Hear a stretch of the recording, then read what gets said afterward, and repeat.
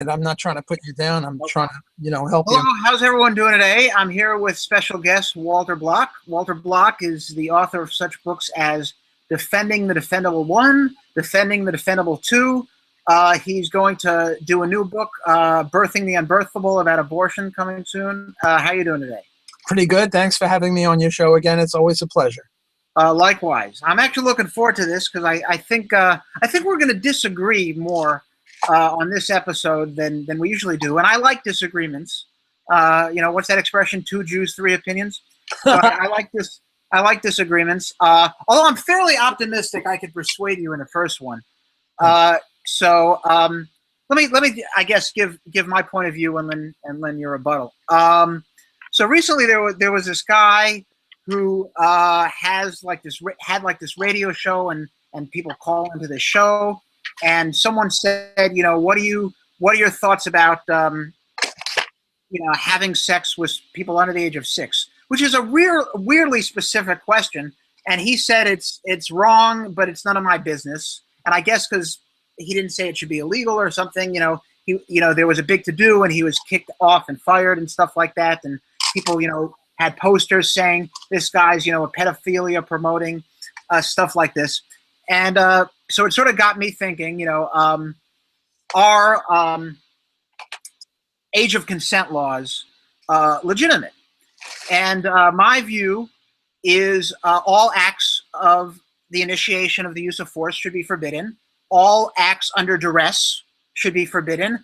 And obviously, if someone doesn't know what they consent to, that doesn't count as consent. But to me, it's not an age thing. I mean, suppose someone has severe dementia or is severely mentally retarded, but they're above the age of 18. I would say that even in that case, if they're not capable of consenting, it doesn't matter how old they are. And if you have a rare case where someone's 12 years old but is very astute in the mind, then I think, and they're aware of what they're consenting to, then I think it's okay. And I don't think you need an age of consent law. I think all you need to say is, you're not allowed to have sex with someone who hasn't consent or is not capable of consent. And if you can prove in court this person wasn't capable of consent, that should be sufficient. It's sort of like, should there be a law against drunk driving, right? And I know the libertarian answer is private roads, but in the real world today with socialized roads, should there be drunk driving laws? And my view is you're not allowed to damage anyone and harm their property. And if you cause people to veer off the road, if you hit people, whether you're drunk, whether you're sober, you should be punished. But if you're technically, above the limit in the breathalyzer test, but you haven't harmed anyone, you haven't damaged anyone, I saw a great meme that said drunk driving is a victimless crime, drunk crashing isn't. It's not and so I think simply, driving drunk and not harming anyone, should you be, if you get stopped, should you be ticketed for that? I think it's hard to argue that you should. And I think the same with age of consent laws. I think the law that says you're not allowed to have sex with anyone who's not capable of consenting should be sufficient. But all an age of consent law does is where you have it on the dividing line, where if, 2 14-year-olds decide to have sex with each other, or one of those 14-year-olds has sex with someone who's, let's say 16, and maybe the person, just turned it. Now, you have the case where it's clearly consensual, but because of these dumb age of consent laws, one of them's considered a rapist. So I guess your thought. Is this the area where you're going to convince me?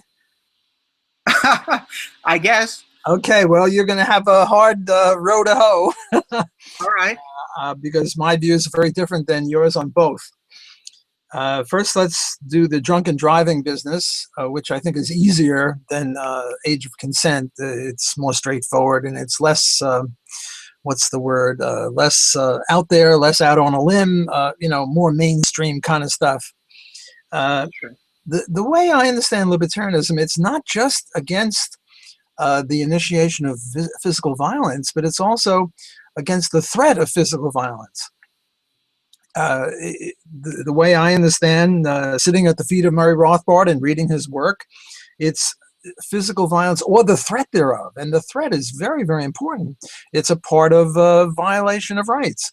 So if I pull a gun on you and say, give me your money or I'll shoot your head off, and then you give me the money, and I never engage in any physical violence against you, namely I don't have to shoot you because you gave me your money, and I'm not one of these criminals that will shoot you anyway. I got your money just through a threat, and yet I think I'm a criminal for doing that. And my point is that drunken driving is like a threat. If you're weaving around as you get into your car, and then your car starts weaving around, staying inside your lane but weaving around, I'm scared of you. I'm afraid to pass you, and I hope you don't pass me, and I think you're a threat. So I think that, I don't know what the 0.8 on the breathalyzer is or whatever it is, but given that we have government roads, and given legitimacy of government roads, which I don't concede for a moment, and given the legitimacy of government cops, which again I don't concede, but let's stipulate. In other words, if a cop can stop somebody for rape, murder, theft, then I think a cop should be able to stop you for drunken driving, because even though you haven't hit anyone, you've threatened everyone on the road. So we disagree there. Now, with regard to, and by the way, I think that your view is much more popular among libertarians than mine. So I'll grant you that. But I think you and the majority of libertarians are wrong on this one, because you forget about threats. Okay, now let's talk about underage, consensual sex. I think, I'm now going to go way out on a limb and think that I believe in age of consent laws. And if you get a person who's 35 years old, but he's mentally handicapped, in my view, he's like a child. So not only should you have age of consent, but you should have, I don't know what, psychic of consent, or whatever the rule would be, such that if a person is mentally handicapped and you go to bed with him or her, he's incapable, or she is incapable of giving consent because they're mentally handicapped. And if you do that, I think it's abuse, I think it's rape, and you shouldn't do that. And we should have a law against that. And I think in a free society, we would have a law against that. Now let's talk about age of consent. I think that there should be an age of consent law. If you go to bed with a 5-year-old girl or a 3-year-old girl, and she agrees, I don't think she's capable of agreeing. I don't think she's capable of giving consent. And therefore, if you or I or anyone goes to bed with a 3 or a 5-year-old girl, I think you're a statutory rapist. Now, the age of 14, I mean, you know, if you go to bed with a 25-year-old girl, and I think that a non-mentally handicapped 25-year-old woman is perfectly capable of giving consent, and if she agrees, then you're not a statutory rapist. Now, where do you draw the line? That's a continuum problem, and there's no real answer. Is it 14? Is it 17? Is it 19? Somewhere in there. But age of 5 or age of 3 is way, way too young. So I think you are guilty of a violation. Now, I am going to go way out on the limb, not as far out on the limb as you, but way out on the limb, and say that there are certain exceptions. Namely, if I have a 3-year-old daughter, and she's about to die because I can't feed her, and you dirty rat, come along and say you want to have sex with her and you'll pay me enough to keep her alive, I think then that under these special circumstances, I should not be put in jail for violating age of consent laws, because there are exceptions, namely to save a life. So if you can save a life by of the baby, of the 3-year-old girl, by violating the age of consent laws, I think that as a good guardian, the parent should do that and should not be considered a criminal. And I'm going to go out on a limb in another way and say, talk about child pornography. I think child pornography, apart to save children's lives, I think is despicable and evil and monstrous, and people who engage in it should be put in jail. However, what about child pornography where there's no child involved? Namely, it's pictures. I draw pictures. I'm an artist, and I draw a picture of a child having sex with an adult. Should I go to jail for that, or should you go to jail for watching that? Now, here I would go out on a limb and say no, because there's no child involved. Now, the argument against this is, well, there are these child molester types, and they'll see my pictures, or maybe a story, a novel about a child of 3 years old being raped or something like that, whether statutorily raped or regularly raped, non-statutorily. And what they'll do is they'll go out and do it because they're inspired by my stupid, evil story. Well, I think as a libertarian, just because you might be led to something, it shouldn't be a per se violation of law. For example, when you have a Super Bowl, one team wins and the other team loses, and there's a riot. The winners riot because they're so happy. The losers riot because they're so unhappy. Should we put the Super Bowl people in jail? Of course not. Or how about a movie? Sometimes there are movies that show gangs fighting with each other, and when the movie lets out, the people start fighting with each other. Whose fault is that? Or a soccer game. There are these soccer hoodlums who start fighting after a soccer game. Should we put the soccer players in jail or the soccer league in jail? No. So just because something might lead to something else doesn't mean that you should have a law against it. On the other hand, if I draw pictures, cartoons, or have a novel about child rape, I mean, that's pretty despicable and pretty disgusting. I say this as a non-libertarian. As a libertarian, I'm confined to answering, well, should it be against the law? And I say, no, it shouldn't be against the law because there's no child involved. I mean, it's just fictional. So that would be my response to you. So I'm sort of going part way toward you, but Right. Okay. not all the way toward you. Right. Okay. So a few things. First of all, I'm not saying it should be legal to have sex with children. Let me make that very clear. Oh, I agree. It's rape. I misunderstood you. All I'm saying is that I don't think you need an age of consent law to make that forbidden. All you need is a law that says you're not allowed to have sex with someone who's not capable of consenting, and that includes anyone who's not capable. That includes people with severe Alzheimer's. That includes people who are severely retarded. That includes people who are younger than 4 or 5. You don't need an age of consent law. The only law that should be sufficient is you're not allowed to engage in acts with people who are not capable of consenting to those acts. And if you can prove that clearly this 4-year-old's not capable of consenting, that should be sufficient without an age of consent law. Well, then we're not really disagreeing. I misinterpreted you, and I apologize. I thought you were saying right? that you could go. Because if you're going to argue, let's say, that a 4 or 5-year-old is not capable of consenting to sex, which I agree with, then isn't child labor forced slavery? Mainly, why is a child capable of consenting in this area, let's say, but not in that area? So I think if we're going to be consistent that until the age of 18, children are not capable of consenting, then they're not, maybe they're not capable of consenting to work either, and it shouldn't be allowed to hire them. Mm-hmm. Well, I think there's a difference between consenting to sex and consenting to having a lemonade stand, or, I mean, a 12-year-old kid delivers newspapers on his bicycle. I think he's perfectly capable of consenting to that.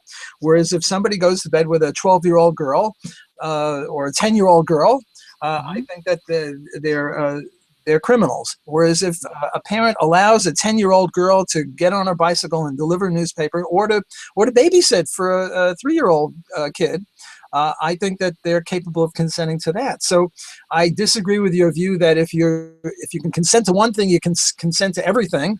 And if you no, I agree. I agree. I concede that. But I mean, I'm saying, you know, I disagree with. First of all, I think if you're unable to feed your child, I don't think being a good guardian is making them star in pornographic films. I think being a good guardian is giving your child up for adoption to someone who's more capable of feeding your child, or at least for a period of years where you're able to do that. Hey, I'll let you, you know, you want a kid, I'll let you rent my kid for a period of years and be their parent. I think, right? I mean, I think that's the better alternative than force your child to star in pornographic movies. So I disagree. I think that's just abuse. There are other alternatives. I think if you're starving, the alternative is give your child up for adoption, not make your child be raped. I agree with you on that. However, I was implicitly assuming that those were the only choices, that somehow there was an emergency. You were cut off by a storm or something, and now there's no food. Some sort of weird kind of a philosophical case where the option of giving the baby up for adoption is not there, and the only choices are participating in a pornographic movie or dying. And I would say that as a guardian, what you should do is first and foremost, don't let that means you can give the kid therapy later.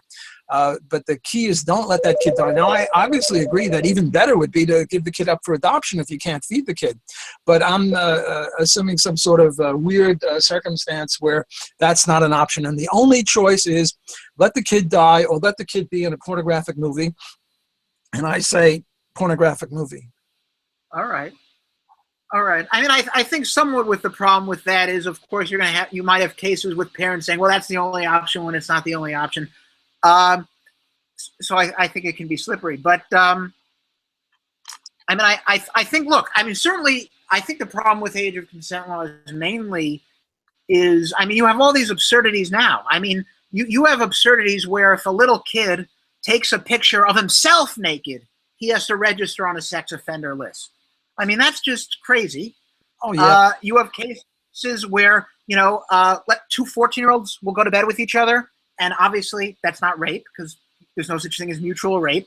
But if one of those very same 14-year-olds will have sex with an 18-year-old, the 18-year-old's a rapist. But why should the age be considered based on who the person has sex with and not them? So, well, again, I have to disagree with you on that.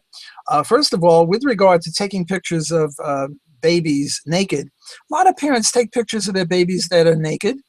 I have kids, and my wife and I took pictures of them when they were naked, but it wasn't pornography, and only the government could misconstrue that sort of a thing. Now, with regard to this, let's suppose that the statutory rape age is 15. And you have a boy and a girl, one of whom is 14 years and 11 months, and the other is 15 years and 1 month, and forget about which gender each one is. I think that's very different than you have this 13-year-old girl who's 13 and 11 months, or 14 and 11 months, or whatever it is, and some 50-year-old man. I think that there's a difference here that the law should contemplate, or the law should incorporate. That is different because a 50-year-old man presumably knows more and is more responsible than a boy who's 14 years and 1 month, and he goes to bed with his girlfriend who's 13 years old and 11 months. Namely, they're just weeks apart in age. So I'll tell you, if we had a free society, I would subscribe to a court that made that distinction, and you could subscribe to a court that doesn't make that distinction, and I'll bet you that my court will beat out your court in attracting customers. And not only that, that's too utilitarian. I think that there's some element of justice here, because a 50-year-old man is a different kind of person than a boy who is 14 years old in 1 week. And they both go to bed with, say, a 13-year-old girl who's 13 years old, and she's got 1 more week for her 14th birthday, and let's say 14 years old is the cutoff point. Now, if we have a statutory rape law, and this girl is not 14 yet, and 14 is the cutoff point, then even the 14-year-old boy who is 1 week older than 14 is a statutory rapist. But I think that the court should give him more a slap on the wrist and give the 50-year-old man a much more severe punishment than a minor slap on the wrist. But, this idea that we don't really need a statutory rape age of consent law, I think in a sense, you're really supporting it. You're just saying, well, a 50-year-old man who is mentally handicapped is just as weak and just as helpless and just as vulnerable and just as unable to give consent as a 12-year-old. And in any case, maybe the 12-year-old is more able to give consent than a 50-year-old person who is mentally handicapped. So what you're really saying is we need a statutory rape age, or an age of consent. Plus, we also have to take into account people with Alzheimer's or people who are mentally handicapped. And I certainly would agree with that. And I think most people would agree with that. All right. Okay. I mean, I don't know if I'd call it an age of consent law. I would just say the law should be, you can only engage in acts where it's clear both sides are capable of consenting. Well, the problem with that is, you get some 11-year-old kids who are more capable of giving consent than 15-year-old kids. Like you might have a dumb 15-year-old kid and a very bright 12-year-old kid, and the 15-year-old kid is less capable of giving consent than the 11-year-old kid. I think that's plausible and certainly possible. People differ in their developmental capacities. But I think in addition to a what do you call it, age of consent law, you need to take into account Alzheimer's and mental handicap, and Alzheimer's and mentally handicapped are also what's the word I'm looking for? Continua. I might have a little Alzheimer's, you might have a little mental incapacity.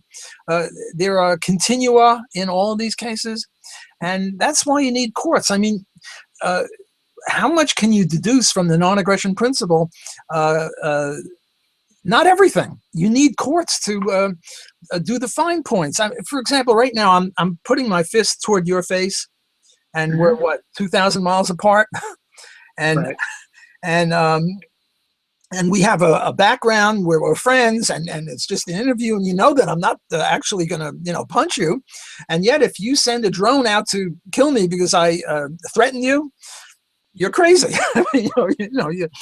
On the other hand, if we're strangers and we're close in a dark alley, and I punch you with this fist, and this one's got a wristwatch, and the light glints off the watch, and you're not sure if it's a wristwatch or a knife, and you shoot me, well then now it's self-defense.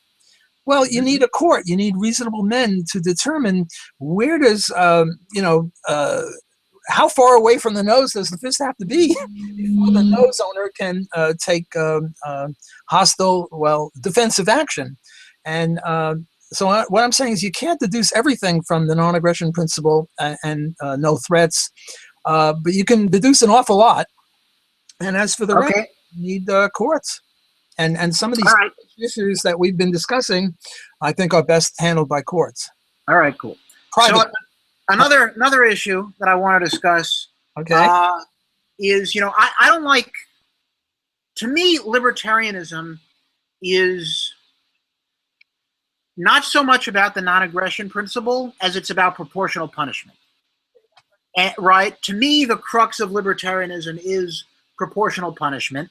And I think that, and I think if libertarians stress that more, that allows, that all the issues that, people give where,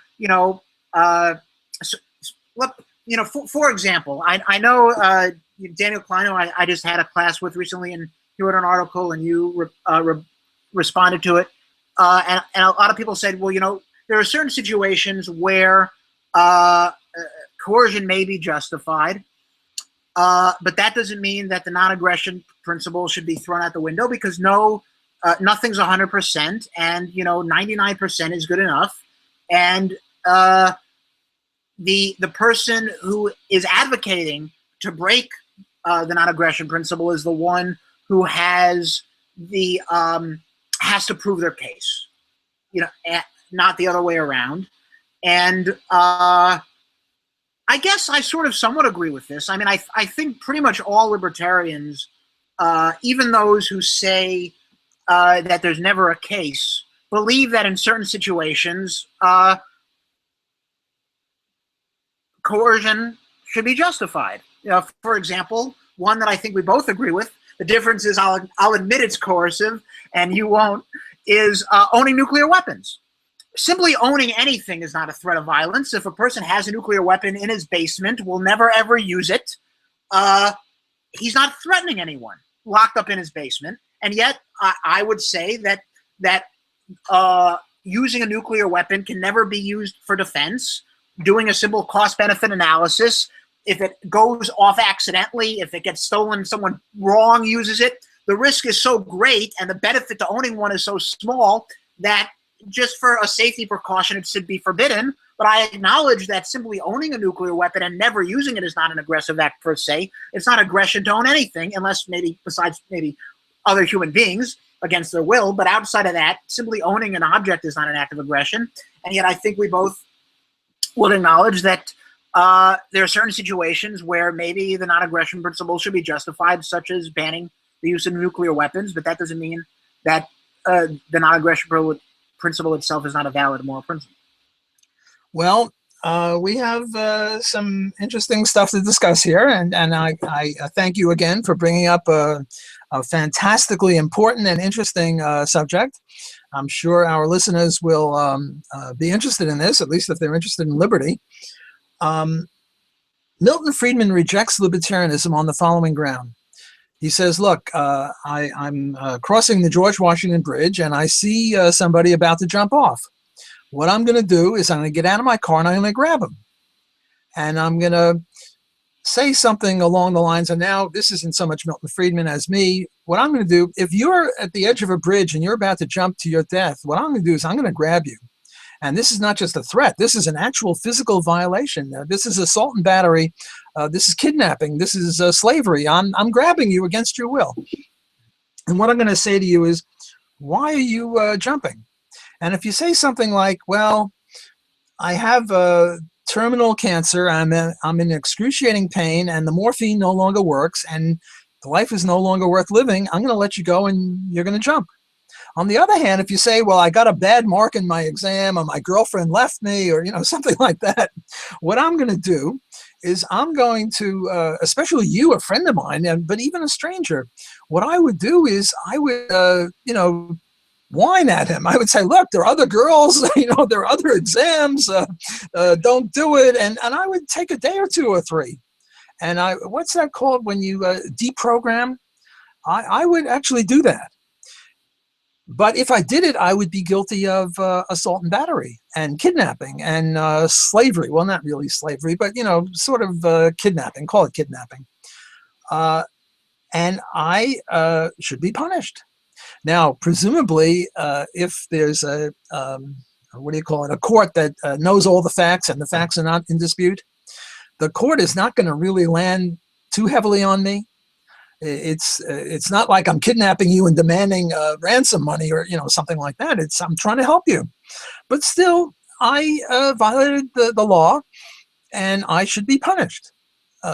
What the punishment is an interesting question, and I think you're right that the non-aggression principle and the threat thereof is only a first approximation of libertarianism. The essence of libertarianism is its punishment theory. And now you have this case where I was a good guy.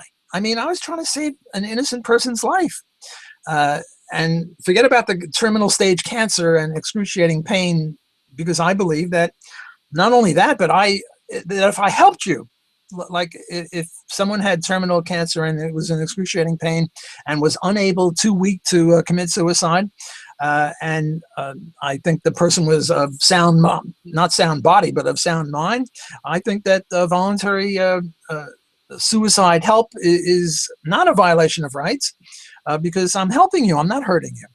On the other hand, I just kidnapped you for, I hope you don't mind me putting you in this position, but I've kept you for a day or two. Now, I can't keep you for a year or two because, that would be too much. But again, we have a continuum.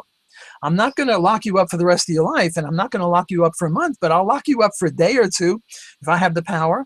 And I'll try to say, look, there are other girls, you've got another girlfriend, there are other exams, don't worry about it.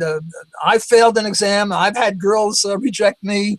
You go on living and you can still be happy. I would try to, convert you to virtuousness or something.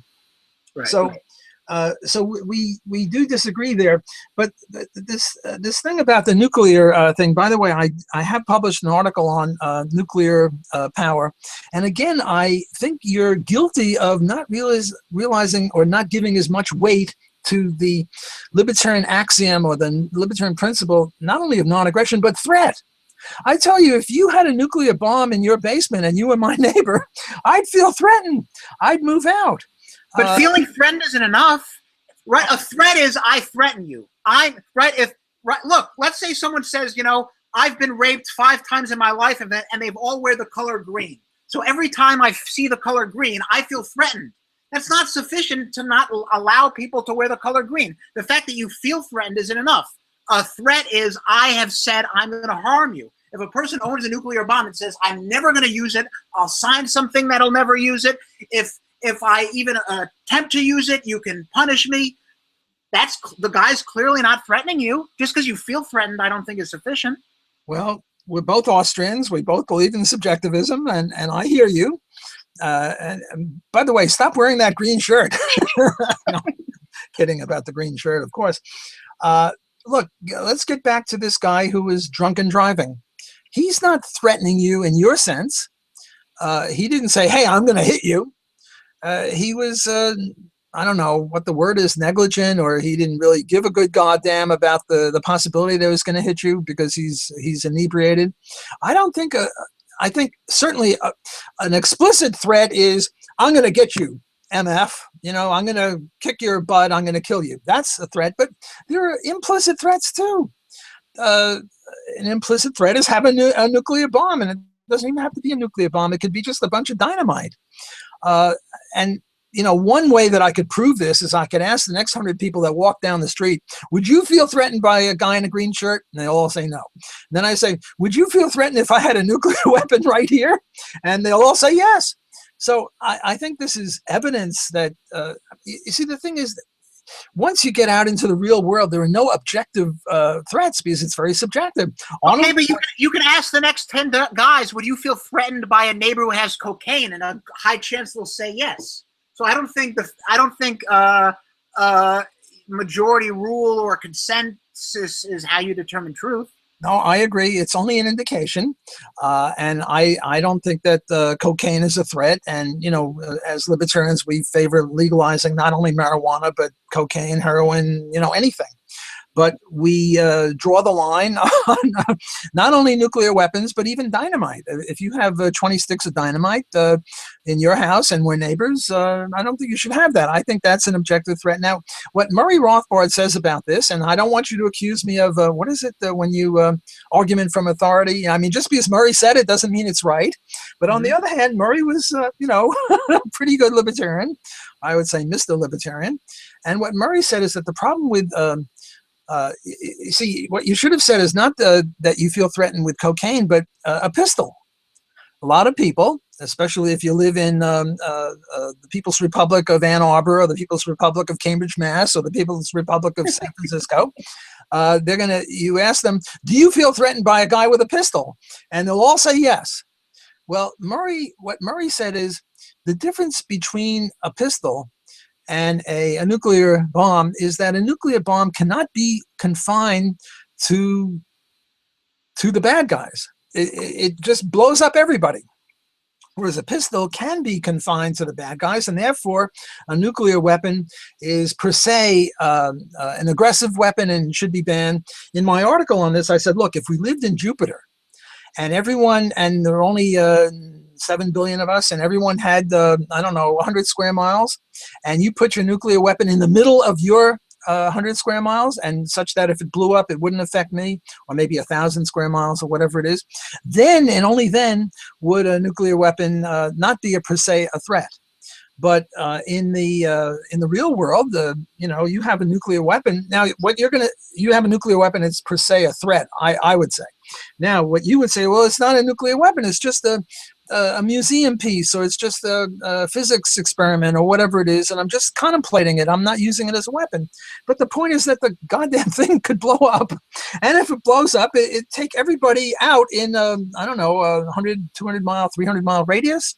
So I think, you know, again, what you're doing, I think, is interpreting libertarianism in such a persnickety. No, maybe persnickety isn't the right word, but in such a narrow, cold, calculating way. Whereas I'm a moderate here, Walter moderate. I'm cold and calculating.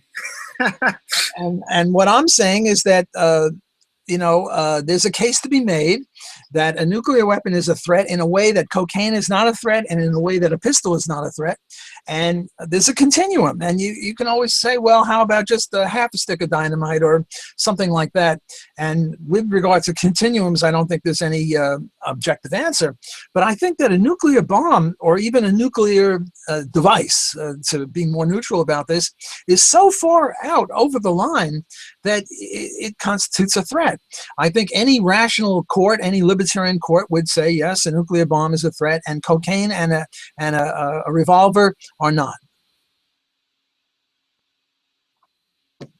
That's the best I can do. I'm trying to convert you to the one true faith, but well, I agree that they should be that you shouldn't be able to own a nuclear weapon, but I'm conceding that I would initiate the use of force by preventing you from using one. Mainly, I think it's justified in this area to deviate from the non-aggression principle in order to prevent the possible harm that could arise in case something goes wrong. But see, I would acknowledge that if I prevent you from simply owning a nuclear weapon, it is me who is initiating the use of force, not you. That's all. See, this idea that you have to have an exception to the non-aggression principle. Notice that when I kidnapped you because you were jumping off the bridge, I didn't deviate from the non-aggression principle. I said that I was virtuous in deviating it, but I should be punished. Namely, I'm still consistent with the thing. So here, you're being more moderate than I am. I'm cleaving closer to the narrow interpretation of libertarianism. Namely, I'm conceding, I'm admitting, I'm reveling in the fact that when I kidnapped you, I hope the New York Times isn't listening in on this because they're going to accuse me of favoring child porn and I don't know, kidnapping and all sorts of things like that. But back to the point, when I kidnapped you, I said that I should be punished. So therefore, what I was saying is not that we should jettison the libertarian principle of non-aggression and the threat thereof, but that on certain occasions it is nice, justified to violate it, and then take your punishment. Right. Well, the reason I bring this up is probably my favorite book. I don't know if you read it. I recommend it strongly. It's a really good book. It's by Michael Huemer, and it's called The Problem of Political Authority. And in my opinion, it's the best anarchist book out there. Spell the most persuasive. Spell his last name, please. Huemer. Huemer. Huemer. Michael Huemer.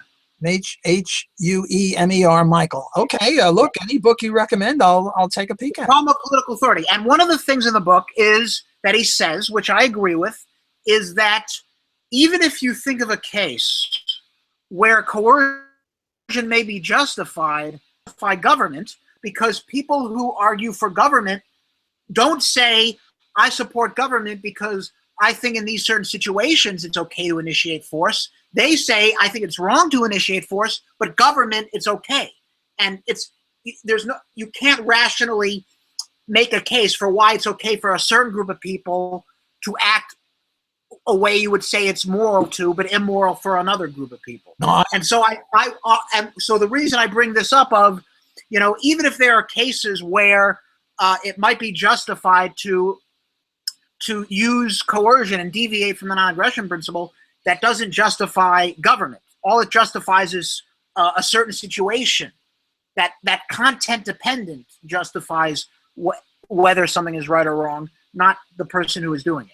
Well, look, you and I are both libertarian anarchists or anarcho-capitalists, so we certainly agree with this, that we're not talking, like, if it was I that kidnapped you or to save your life or a government cop or, I don't know, a Martian or somebody, it doesn't matter who it is, it matters what they do. Yeah. And the key here is, see, what I'm saying when I kidnapped you is it was the moral thing to do, it was the nice thing to do, it was the virtuous thing to do, but it violated his libertarian principle, and therefore I should be punished for it. And here we get back to your original beautiful insight, and you and I should co-author a paper on this maybe, namely Sure. that the non-aggression principle is a good first approximation. Non-aggression plus threat is a good first approximation, but underlying that and more deeply embedded in the libertarian theory is punishment theory. And I agree with you very much on that. And I think that the case of suicide prevention is a good case in point on this, because we all agree that I was a nice guy to do this. It was justified in some sense, and yet it violated libertarian principle. So are we not libertarians? No, we're still libertarians, because more important libertarianism than the non-aggression principle, which I violated when I grabbed you off that bridge, is punishment theory. And as long as I'm punished, Right. We're adhering to libertarianism in this deeper understanding of libertarianism. Right. I mean, I would also argue that acts where a person is not capable of consenting, but if they were capable, then it's not a violation. So, for example, a person's choking. Do you need their consent to perform CPR on them? I would argue that it's not a violation by performing CPR on them, because if they were capable of saying yes, but they can't because they're choking, they would. So in the case of pushing someone out, if they don't hear you, you're not violating their rights, because if they had access to that information, they would clearly consent. Absolutely. Like if you're choking and I do the Heimlich maneuver. Heimlich maneuver is I get behind you and I put my hands right under your chest and I sort of pull. Well, if I did that when you weren't choking, that would obviously be, a violation of rights. So you don't have to wait and say, hey, you choking man, do you want me to do the Heimlich maneuver? He can't answer. And similarly, there were these cases where some guy was choking, and a doctor came along, and what he did is put a hole in somebody's throat. I forget what it's called, to help him breathe, a tracheotomy or something like that. And then later on, the doctor was sued. I mean, obviously, this is not an initiation of violence. This is an attempt to help. Or take another case. You're walking down the street, and there's a truck that's about to hit you. And I push you out of the way of the truck, and I break your ribs. I'm a bad guy. Come on, that's not an initiation of violence. I agree. I was reading this crazy law that said if a child is choking, you need the consent from the guardian first. And I'm like, if I see a kid choking and the parent might be abusive, I'm saving that kid. I don't need your consent. And absolutely, yeah. I entirely agree with that. Heimlich maneuvers and pushing people out of the paths of trucks. You don't have to ask permission. Now, look, there can be mistakes. Maybe the truck wasn't that close, and maybe you saw it. But you have to have mens rea, namely a guilty conscience, in order to be a criminal. Otherwise, you're just a tortfeasor. You made a mistake. You weren't choking. You were an actor, and you were playing the part of a choking person. And I came up on the stage and I grabbed you. Okay, I made a mistake, but I'm not a criminal. I violated your rights in some sense, but I'm not a criminal. No, I agree. It's like that joke. I don't know if you've ever seen the movie The Naked Gun, where this, it's a spoof of cop movies, and this guy's like, where I see a bunch of people in a park in togas stabbing a guy, I respond. And the captain's like, those were a bunch of people reenacting Julius Caesar, you moron. You killed actors, good ones. So it's, content makes a difference. Yes, absolutely. Yes, if I see people in a park reenacting a play, I can't, doing it. Yeah. All right. Well, I think that that was a good show. I think we went close to an hour. Great having you on. It's always a pleasure. Thanks for having me on your show, and I look forward to the next time we cross swords, so to speak, just intellectual swords. Sounds good. Take care. Stay in touch. Take care. Bye.